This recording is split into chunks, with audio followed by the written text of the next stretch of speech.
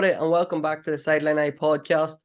We're welcome to our preview show, and we're looking ahead to Armagh's third round of the National League clash against Roscommon. They're away to Hyde Park this Sunday and hoping to keep their momentum going from the draw against Mayo a couple of weeks ago. So I'm delighted to be joined by Stephen Poacher. He's going to give us the inside track on Roscommon. Obviously, a former Roscommon coach 2 years ago, I think, Stephen. So great to have you on, and it's great to get your insight because Roscommon, although Armagh and Roscommon have met a couple of times through the years, probably Armagh people won't be that familiar with them other than what they've seen on the telly over the last couple of weeks. Yeah, listen, Sean, thanks very much. Pleasure to be on. Look, I was with the boys 2021. Great bunch of lads. It's a fanatical county, Sean, for football. It's a county that really, are mad for success. They obviously had a Connacht title 2017, 2019. But they haven't really probably set the world on fire in Division 1. They've always probably been regarded as being a bit of a yo-yo team, Sean, but that's something now that they've started the league off this year, with a bang, and they've 2 wins in the bank, and I know that will have given the group a huge amount of confidence, Sean. I think last year's under 20s, obviously getting beaten in an All-Ireland final, or 2 years ago, against Offaly.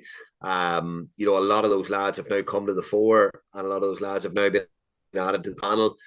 Davy Burke has a very fresh panel. It's probably a different panel from what I would have worked with in 2021, but it's certainly a panel, Sean, that is playing with a lot of confidence and is going into this game now in 2 weeks, probably, eyeing Armagh up like another big scalp, And both teams, they're both coming in with huge momentum. Obviously, we mentioned Armagh's draw against Mayo, and the fact, maybe it's only a draw, but the fact they came 5 points down, it was probably the manner in which they earned the draw, while Roscommon, hugely unexpected, their first 2 results, beating Tyrone and beating Galway away. So both teams, they're coming in with huge momentum here. Yeah, listen, Sean, yourself, football is a game of momentum. Momentum's huge in any sport. When you've got momentum behind you, it's hard to stop. It's like the old adage of what do they call it, a snowball rolling down the hill, and the more speed it builds up, the more snow it collects. And like the avalanche type thing, and that's what Roscommon are. They're coming with a huge amount of confidence. This group probably used to winning as well, Sean. This group have probably last year, dropping back down in Division 2, but having a really good campaign in Division 2, and obviously getting promoted ahead of Derry was a big plus for them, and then obviously, carrying that sort of form in this year. Now, I know Anthony stepped away last year, but Davy's in this year. He's got his own ideas. Davy will be I don't know him, but he strikes me as a very confident individual. He obviously has a lot of confidence in his own ability. He speaks with a lot of confidence and a lot of clarity. He's got Mark McHugh coming in as well as a coach, and he's probably bringing in that sort of Donegal 2012 sort of circa, that sort of mentality of, circle the wagons, no one rates you, dig in, etc., etc. And probably just, those couple of wins will have been, I would say, Sean, the best way to describe those couple of wins for Roscommon are monkey off the back. I don't think those couple of results for Armagh are surprising. Armagh would expect to beat Monaghan. Armagh at home to Mayo with the new management team would be expecting a result, because I think Kieran has built something over the last 7 years. Look, Sean, I have a huge amount of respect for what Kieran and the guys have done. I'm very good friends with Kieran McKeever off the field as well, and myself and Kieran are talking on a regular basis, and I know like the work that goes on. I know the preparation they put in, and Armagh are not that far away from being what I would call, Sean, serious contenders, for the big prize. And we'll probably talk about that later and what is maybe missing or whatever. But for me, this game is coming at a great time for both teams. I think Armagh will definitely fancy, taking 2 points in the road in the Hyde, and yet Roscommon at the same time will probably look at their record against Armagh in the last 4 or 5 years and think, well, look, we've nothing to fear too. So it's a big game. It is a big game.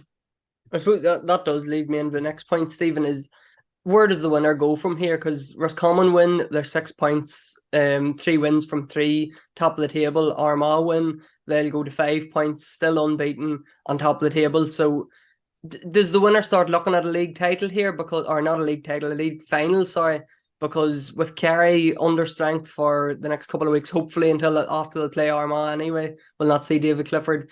Dublin obviously gone. We don't know what to expect with sort of Donegal, Monaghan, Tyrone week by week. Galway obviously missing men. Whoever wins this, is this a huge opportunity for them to get to Croke Park and to get playing in a national final? Well, I think obviously Armagh would have their eyes set, Sean, on replicating their performance from last year. You know, they finished third in Division One. I think they'll want to go one better. You know, there's no reason why Armagh can't make a league final. They were my tip actually from the start of the league. I done a podcast with End of Varley a few weeks ago. And we were sort of tipping the league winners and the promotion favourites. And you know, Armagh were the tip of my tongue to be a side that are coming in with a bit of continuity and a bit of consistency, both on and off the field. And I think that Armagh will have their sights firmly set on looking up rather than looking down, Sean. But I think there's no disguising the fact that Roscommon's sole priority this year would have been to stay in Division 1. You know, I think Davy would admit that. I think the players would admit that. Having had 3 or 4 campaigns in Division 1, Sean, and probably not even had a win in them. You know, I think that was Roscommon's first win in I think 4 campaigns in Division 1, you know, their 4th campaign. So, you know, it has been a sort of a glass ceiling for them, Sean. They've smashed that glass ceiling now. And I would say if Roscommon were to win next weekend, their goal might, you know, it might just change a little bit. You know, they might be looking at 6 points thinking, well, 9 could get us to a league final. You know, they have Monaghan to play, they have Donegal to play who are struggling, you know, and they're probably looking at it thinking, you know, if we could get a point or 2 points in either of those 2 games, and then maybe, you know, a local derby against Mayo, which could go any way, you know, yourself, how these games take shape. So, you know, I would be under no illusions, Sean, that Roscommon, if they were to beat Armagh, which is a big if, obviously, because it's going to take a huge amount of effort to beat them, I would say Roscommon would be looking at, with a possibility of maybe being in the top 2, which would be a phenomenal start to Davy Burke's campaign. Phenomenal start, you know. And I suppose, Stephen, you mentioned you were involved with Roscommon in 2021. That was the last time Armagh and Roscommon met. It was in a Division 1 playoff. Armagh obviously won to stay up. Roscommon were relegated and bounced straight back up, winning Division 2 last year.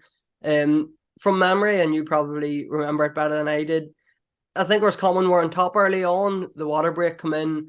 Armagh got a press on the kick out and scored maybe 1-4, 1-5 and turned the game completely on its head. And that's how Armagh ultimately won the game that time in 2001. I suppose from that day, Stephen, and looking ahead till the game on Sunday, what has changed with Armagh? Has there been any change in the last 2 years, or how have you rated their progress since then? No, listen, look, Armagh Athletic Grounds was always going to have a big impact that day, Sean. I think the Athletic Grounds is a huge factor for Armagh. Was seen on Sunday as well. The passion, the energy, you know, the buzz that there is. It's people think the Athletic Grounds is a tight pitch. It's probably not a tight pitch. I would probably describe it as being a close venue. You know, it's a tight venue rather than a tight pitch. You know, I think the dynamics and the dimensions of most pitches now are quite similar. You know, there's very few small pitches in the country like as such, but the Athletic Grounds does create that sort of cauldron, Sean, you know, that real tight-knit atmosphere. And actually, ironically, on that day, 2021, I really enjoyed that year with the lads. But the problem was, Sean, it was sort of a COVID-fueled year.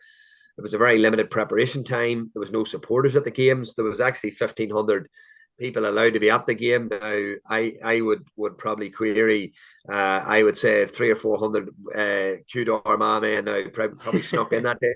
You know, I think the noise level when Rion O'Neill caught that kick out after the water break, it felt like more than 1,500 behind your neck, you know. But hey, we were 5-1 up at the water break that day, Sean, and Armagh obviously drove themselves back into the game. But this is something that I was going to say. Actually, Armagh probably needed to stay in Division 1 that year and get 7 games the following year. Now, the following year, they finished 3rd.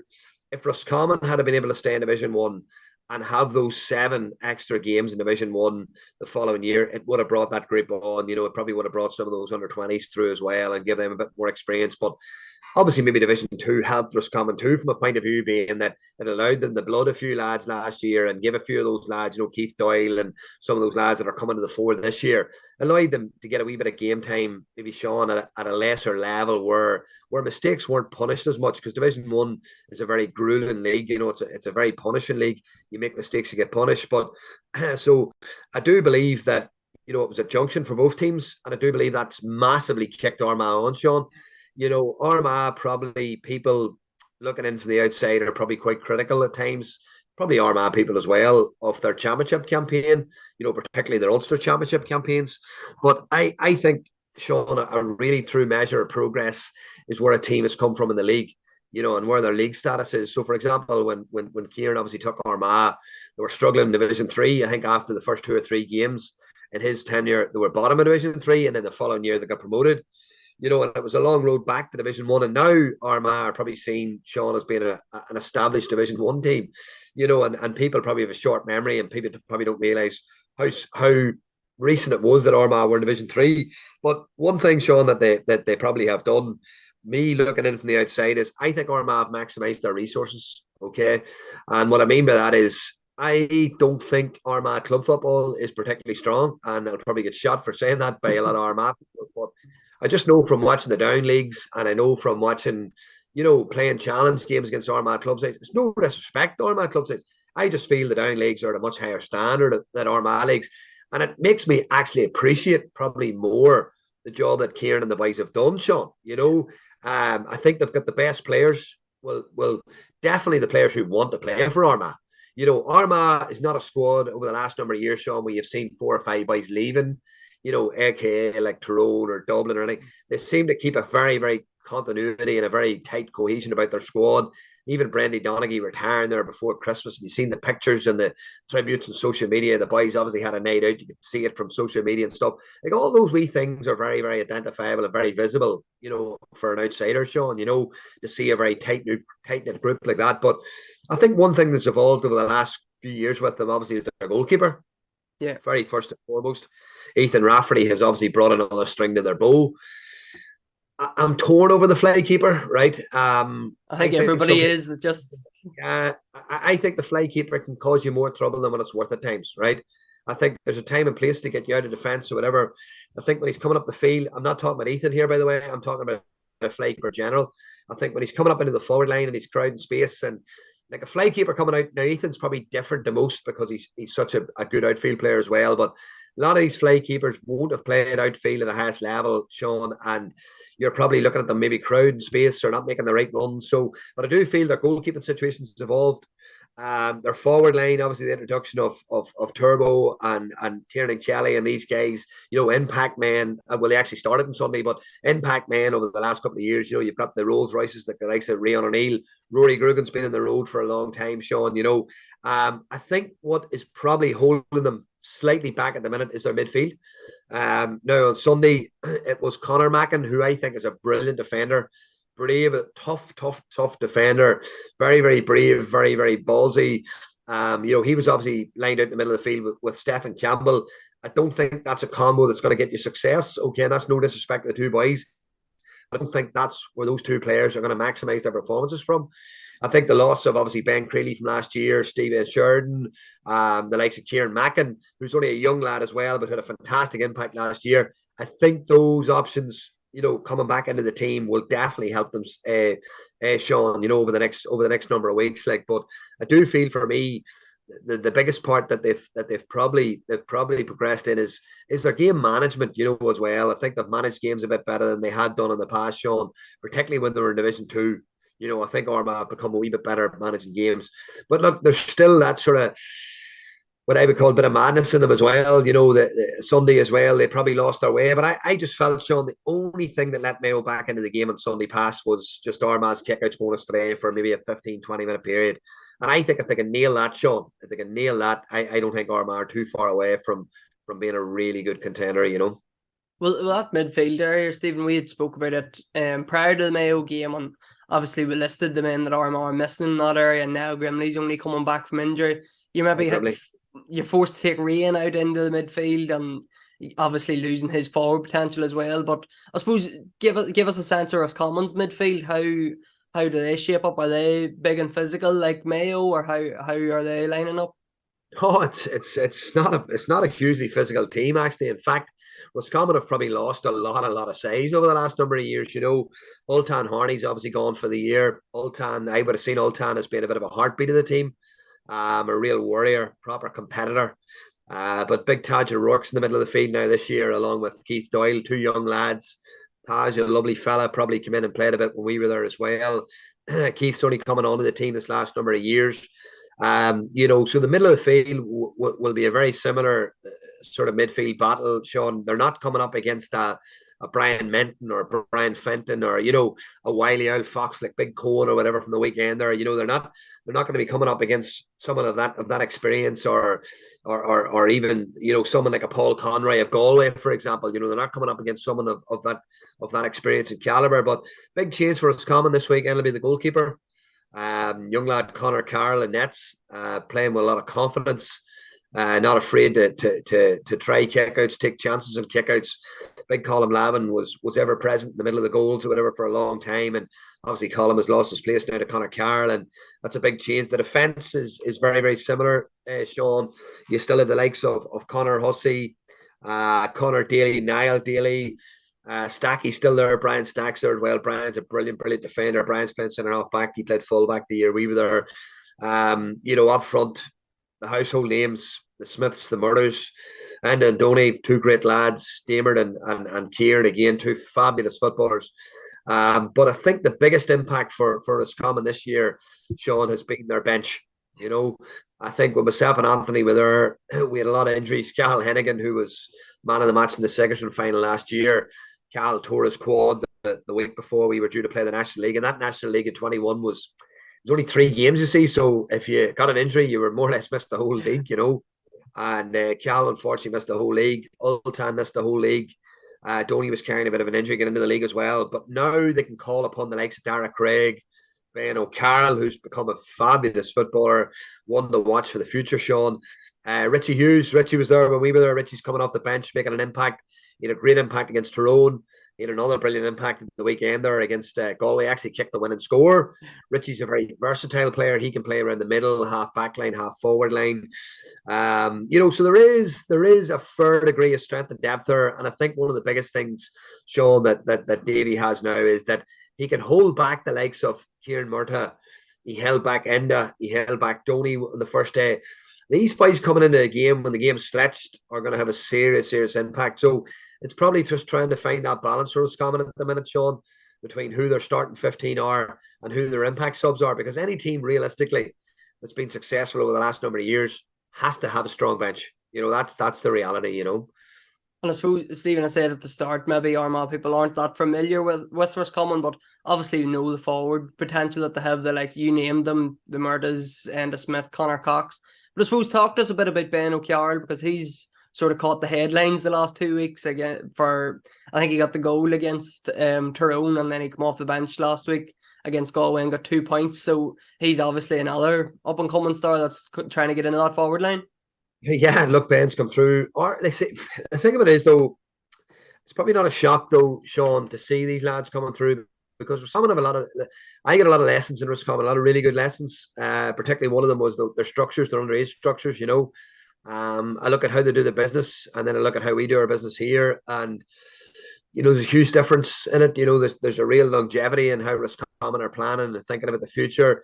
Their development squads, the people they have associated with their development squads, the structures, the organisation, the finance, the resources that go into it. Armagh are probably very, very similar.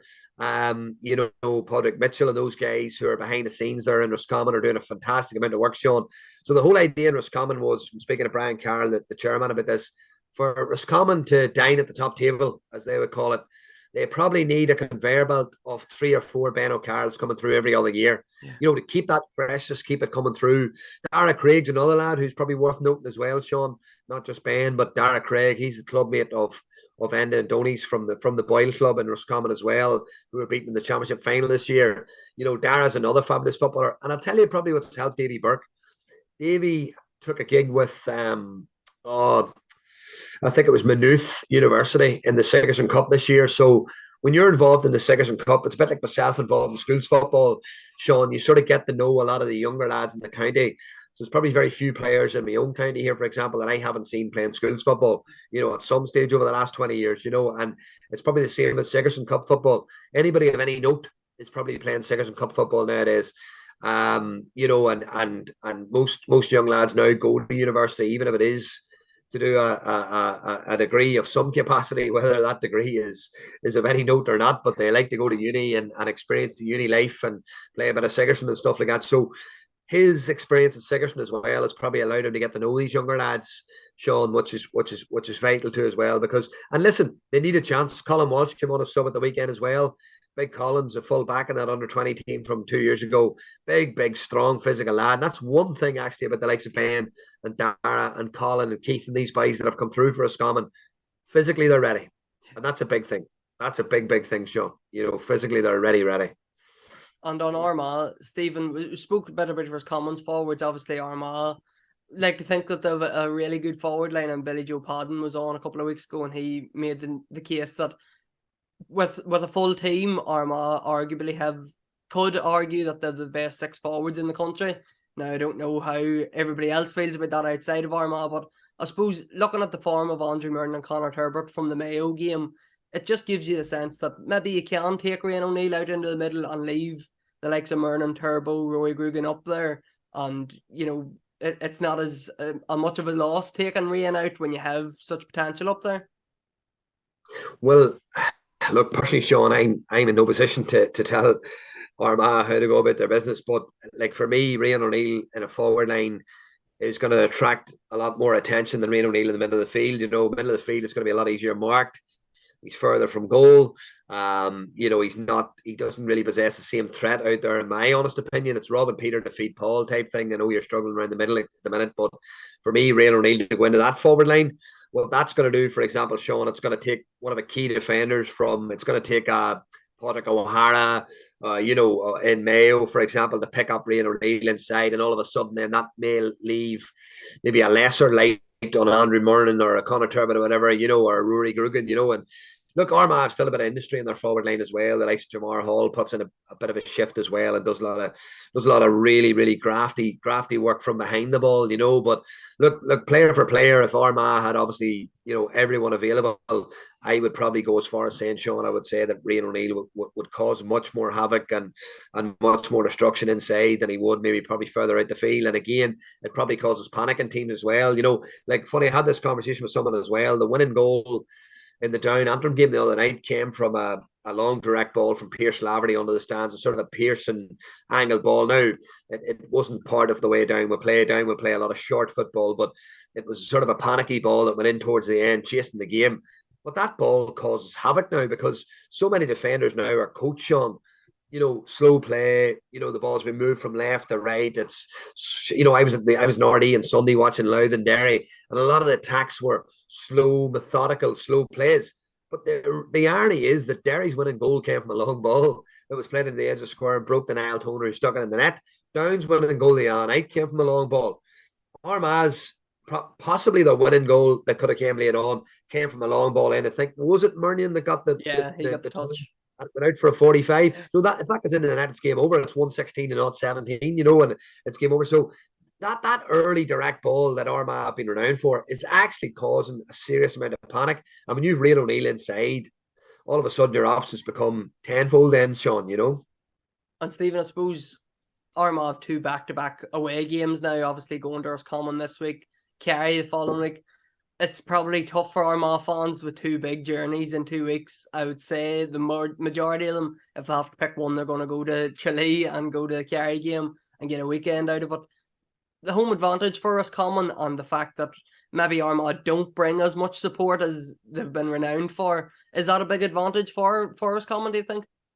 Listen, the Hyde, after 2 wins, Sean, knowing Roscommon people the way they are, and listen, I unfortunately probably didn't experience it properly because at the time it was a very restricted audience. There was only 1,200 people allowed in the ground. It was silly old times too. But when you look back at it now, but I would love to see the Hyde full because they're so passionate. I remember Sean getting into a garage one of the first nights I was down there. And I went into a garage and asked the guy for directions or whatever for summer, and just the talk turned to football straight away and asked me what I was doing down here. And I was sort of reluctant to tell him that I was coaching the senior team. And I said, look, I'm doing a bit of coaching. And geez, and just from speaking to the gentleman, they just love football. They're mad about football.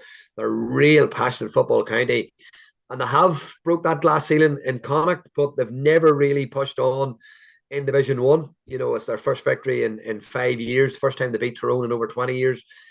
Their glass ceiling is probably an All-Ireland semi-final, Sean. And if Roscommon could have a really strong Division 1 campaign, it will send them into the championship, Sean, with great belief and great confidence, and probably with the confidence and belief that, look, something, we can dine at the top table here. And Sean, I'm going to throw something at you here. Dublin are now in Division 2, right? I think if you take David Clifford out of Kerry, and I'm not suggesting in any way that makes Kerry any out of a lesser light, but I think if you take David Clifford and Shawnee O'Shea, for example, out of Kerry, I think there's an awful lot of parity between a number of teams. Yeah. 7 or 8 teams are very, very level, in my opinion. Now, you put those two boys back into that team. Kerry have the stardust. They have the wee bit of X factor, which probably makes the difference in the big games. But really, it's really, Monaghan went down last weekend and got pummeled by Kerry. But I thought they were a wee bit naive in the way they set up. And I don't think Armagh would be that naive in how they would set up against Kerry. But I would say Armagh will target this game. If they're going to win this weekend, Sean, and maybe weren't to win in Tralee, it's still been a good 2 weeks. One win out of these two, I think it'll be a good 2 weeks for Armagh. I suppose that's the big question before I let you go, Stephen. Who do you see coming out on top at the weekend? Yeah, I think Tyrone in the first week were very unlucky. I think Darren McCurry stumbled to put them 6 points up. Last week they played Galway with no Shane Walsh, no Damien Comer, no Liam Silk, no Kieran Malloy. This is an Armagh team who are very, very consistent. They have a consistent basis of the squad from last year and the playing pan them last year.